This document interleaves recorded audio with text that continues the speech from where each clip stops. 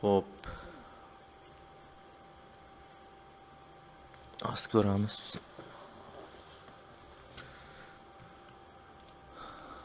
Xo'p, bu yerda mana bunaqa narsa chiqib qolyapti ekan. Buni surganda, mana bunda surilib qolayotgan sababi bu yerda mana bu yoniq turganda chizilgan holat. Aytaylik, agar bu narsa chiqmayotgan bo'lsa, bu yerda xo'p.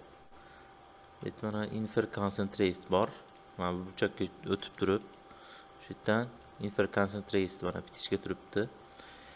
Xo'p, shu narsa yonib qolganda agar chizsak, buni mana mishkani o'ngini bosib infer concentrate settings ga kiramiz. Select all turadi.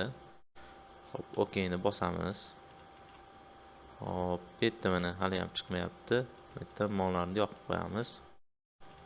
Endi mana ma'lumot chiqyapti. Bu ma'lumot nima desa, mana bu narsa yonib turganda mana chizyapman.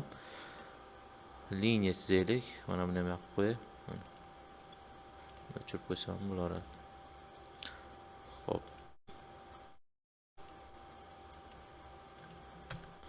Mana yerda ma'lumotlar chiqyapti. Bu narsa mana aytyapti, faqat gorizontal turibdi.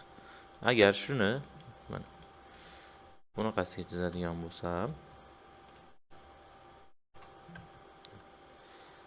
nima chiqyapti? Vertikal chiqyapti.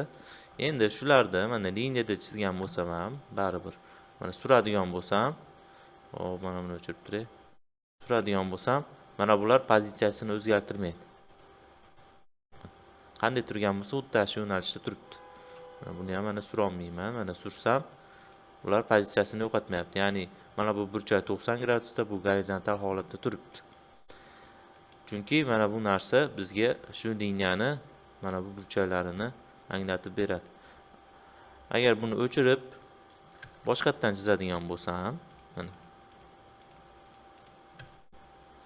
bu yerda endi buni ko'rsatmaydi, mana endi bularda ko'rsatmaydi. Bu alohida bo'lyapti. Lekin mana buni ham liniyada chizganman. Mana buni inner concentrate, infer concentrate chizganim sababli liniyada ham baribir uzilish bo'lmaydi. Chunki buni shuni svoystvasida chizganman. Demak, agar iloji bo'lsa, umuman o'zi mana buni o'chirib turib chizgan yaxshi. Shunda mana bu ma'lumotlar chiqmaydi. Sizlar lutchi buni o'chirib yuborasizlar, qaytadan mana chizasizlar. O'chirib yubordim hamma yo'qda.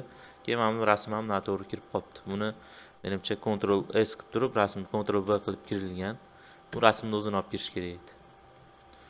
Yoki mana shunday olib kirsa ham bo'laveradi.